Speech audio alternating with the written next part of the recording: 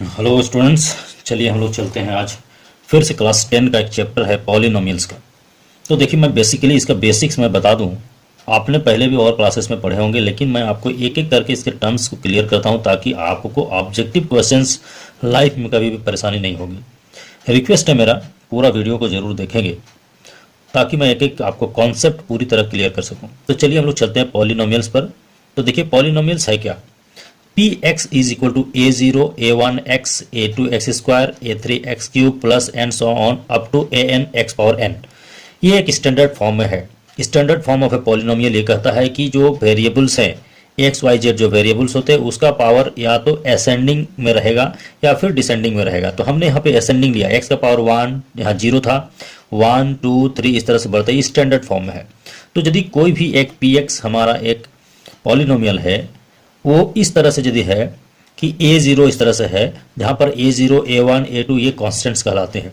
तो इस फॉर्म में यदि है, यानी एल्जेब्राइक एक्सप्रेशन के फॉर्म में है, यहाँ प्लस की जगह माइनस भी हो सकता है। तो इस तरह यदि कोई फॉर्म में है तो उसको कहा जाता है पॉलिनोमियल्स। लेकिन यहाँ पे आप जान लेंगे, यहाँ पर जो a0 a1 a2 a3 ये रियल नंबर्स है।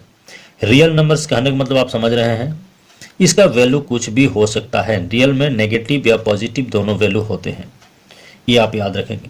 दूसरा क्या है, each power of x is a non negative integer. यहाँ पर इस चीज को याद रखेंगे, ये जो है यहाँ पर, ये जो है आपका एक्स का जो पावर होगा वो हमेशा नॉन नेगेटिव होगा और इंटीजर होगा। इंटीजर कहने का मतलब, इंटीजर क्या होता है, हमेशा होल में होता है। आपका 1/2 1/3 ऐसा नहीं होगा, 1 2 3 4 ये होगा।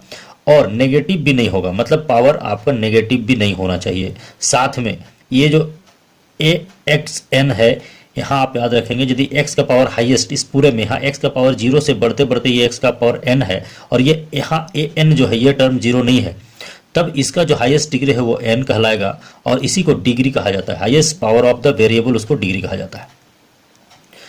तीन चीज आप समझ लेंगे। पहला क्या है कि ये जो a1 a2 a3 ये आपको रियल नंबर्स है, मतलब नेगेटिव या पॉजिटिव ये हो सकते हैं। रियल नंबर में आपको रूट भी आते हैं, √3 √4 √5 ये भी रियल नंबर में आते हैं, इसलिए ए का वैल्यू वो हो सकता है। लेकिन एक्स का जो यानी वेरिएबल का जो पावर है वो नेगेटिव कभी नहीं होगा, नॉन नेगेटिव होना चाहिए और इंटीजर होना चाहिए। इंटीजर का कहने का मतलब होता है, हमेशा बात समझ लेंगे, इंटीजर का मतलब हमेशा पॉजिटिव वैल्यू यहाँ पे होगा। इस चीज को आप याद रखेंगे। और यहाँ नॉन नेगेटिव इंटीजर हो गया, और ये जो है वो जो है उसका पावर जो होगा, इंटीजर कहने का मतलब आप समझ गए, ये फ्रैक्शन में नहीं होगा। तो हम लोग जैसे बात करें कि ये 5x, यदि 5x अकेले रहे तो ये 5x भी एक पॉलिनोमियल है, ये भी एक पॉलिनोमियल है। यहाँ पर x का पावर मैक्सिमम कितना है, 1 है, यानी इसका डिग्री ऑफ दिस पॉलिनोमियल क्या होगा, आपका 1 होगा। तो 5x अकेले एक पॉलिनोमियल है, यहाँ पर a का वैल्यू 5 है, x का पावर 1 है। इसी तरह यदि 5x + 2 हम 3 बात करें तो ये भी हमारा एक पॉलिनोमियल है। क्यों, देखिए यहाँ पे जो a का वैल्यू है ना, वो यहाँ पर ये है, x का जो पावर है यहाँ पे वो 1 है। ये 1 जो होता है वो क्या है, नेगेटिव भी नहीं है, और दूसरा चीज ये फ्रैक्शन भी नहीं है, इंटीजर है। तो ये हो गया। अभी इसकी यदि बात करें तो 2x² + 3x - 6, यहाँ पर a का वैल्यू 2 है, a2 का वैल्यू 3 है, a3 के जगह पे यहाँ 6 है, यहाँ पे x का पावर कुछ भी नहीं है। इसमें यदि आप देखते हैं तो x का सबसे मैक्सिमम पावर कितना है, 2 है। तो इस इक्वेशन का जो है, इस जो पॉलिनोमियल है इसका हाईएस्ट डिग्री कितना है, 2 है, इसलिए इसका degree of this equation is, आपको x का हाईएस्ट पावर 2 है तो x ये डिग्री आपका 2 कहलाता है। उसी तरह ये भी एक पॉलिनोमियल है हमारा। इस पॉलिनोमियल में देख रहे हैं आप, x का पावर 2 है, x का पावर 4 है, x का पावर आपका 3 है। यहाँ हाईएस्ट x का पावर आप जब भी देखेंगे तो यहाँ पर देख रहे हैं क्या है, 4 है। तो ये x का पावर 4 है, इसलिए इसका जो है डिग्री क्या कहलाएगा, 4 कहलाएगा। अब यदि हम लोग बात करें इस तरह का एक्सप्रेशन में तो देख रहे हैं यहाँ पे √3x + 4 है, तो √3 यानी a का वैल्यू जो है यहाँ पे √3 है।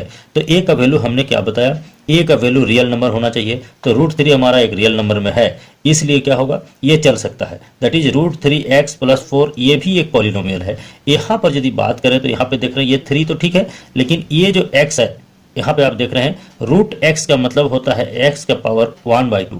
अब यदि x का पावर 1/2 देख रहे हैं तो क्या ये इंटीजर है, तो 1/2 इंटीजर नहीं है, ये क्या है, फ्रैक्शन है। तब ये जो पावर है ये संभव नहीं है, इसलिए इस तरह यदि अंडर रूट में यदि कोई वेरिएबल है तो ये जो एक्सप्रेशन होगा ये पॉलिनोमियल नहीं होगा। सिमिलरली यदि इस तरह की बात करें तो देख रहे हैं 1/x² प्लस 4, यदि इसको आप 1 को हटाएंगे तो ये जब जाएंगे x का यदि यहाँ ऊपर आप लेके जाना चाहेंगे तो x का पावर -2 कहलाएगा। और हमने ऑलरेडी लिखा है x यहाँ पर each power of x is non negative, यानी ये जो पावर है ये क्या होगा, नेगेटिव नहीं होना चाहिए। ठीक है ना, इंटीजर तो है 2 लेकिन ये नेगेटिव है, इसलिए ये भी पॉलिनोमियल नहीं होगा। मतलब इस तरह यदि नीचे में हमारा x का पावर या x है तो वो भी हमारा नहीं होगा। देखिए यहाँ पर ये तो ठीक है लेकिन ये नहीं होगा। तो इस तरह का जो एक्सप्रेशन होंगे वो आपको ये पॉलिनोमियल्स नहीं कहलाएंगे। अब हम लोग बात करेंगे जो पॉलिनोमियल्स का अलग अलग है उसके बारे में, क्योंकि यहाँ पर जब पॉलिनोमियल की बात करेंगे हम लोग डिग्री के हिसाब से बात करेंगे। उसके पहले क्लास 9 में आपका वहाँ पर जो पॉलिनोमियल्स था वो आपको क्या था, आपको नंबर ऑफ टर्म्स के हिसाब से था, मोनोमियल, बाइनोमियल, ट्राइनोमियल, इस तरह का था। यहाँ पर हम जब 10th की बात करेंगे तो पॉलिनोमियल्स के बारे में हम लोग सिर्फ क्या बात करेंगे, उसके पावर के हिसाब से बात करेंगे, एक्स का डिग्री के हिसाब से बात करेंगे। तो फर्स्ट आएगा लीनियर पॉलिनोमियल। लीनियर जो पॉलिनोमियल है वो होता है px = ax + b, इसका स्टैंडर्ड फॉर्म है, जहां पर a not equal to 0। a not equal to 0 इसलिए कि x का पावर कम से कम 1 होना चाहिए। देखिए यहाँ पे x है, यहाँ पे नहीं है। यदि a 0 होता है तो ये पूरा टर्म 0 हो जाएगा, तब बच जाएगा मेरा क्या, सिर्फ b, और यहाँ पर कोई x नहीं होगा। तो लीनियर पॉलिनोमियल का मतलब होता है कि वेरिएबल का पावर कम से 1, मैक्सिमम डिग्री 1 होना चाहिए। तो यहाँ पर ax पावर 1 है तो इसका मैक्सिमम डिग्री कितना है, 1 है, इसलिए ये चलेगा। यदि ये x a 0 हो जाए तो पूरा टर्म 0 हो जाएगा, तो x का पावर 0 होगा तब ये लीनियर पॉलिनोमियल नहीं होगा। इसलिए ax + b के यदि फॉर्म में है तो आपको वो लीनियर पॉलिनोमियल होगा। सिर्फ ax भी चल सकता है लेकिन ये b सिर्फ नहीं चलेगा, क्योंकि x का पावर 1 चाहिए ही चाहिए आपको।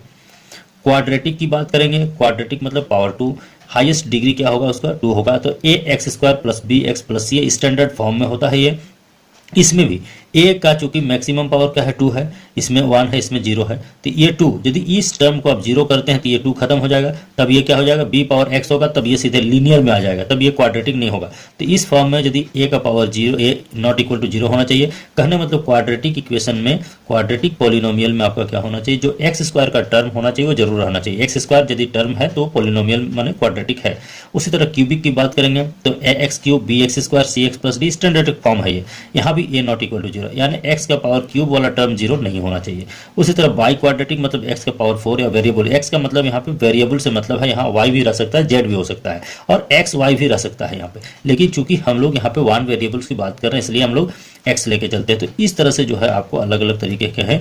इसके बाद ये मोटा मोटी हमने टर्म्स बता दिए हैं। इसके बाद जो चैप्टर हमारा चलेगा क्वाड्रेटिक पॉलिनोमियल पे, हम लोग एक एक करके सॉल्व करेंगे। मेरे कल सब समझ गए हैं। काइंडली यदि समझते हैं तो आप लाइक शेयर सब्सक्राइब जरूर करें। यदि क्वेश्चन है, किसी प्रकार का कोई डाउट है, आप कमेंट सेक्शन में भेजेंगे इसमें जरूर, या फिर जो मेरा चैनल है उसमें लिंक है टेलीग्राम, उसमें भी कमेंट सेक्शन से आप भेज सकते हैं। मैं निश्चित रूप से आपका जवाब दूंगा। Thank you so much.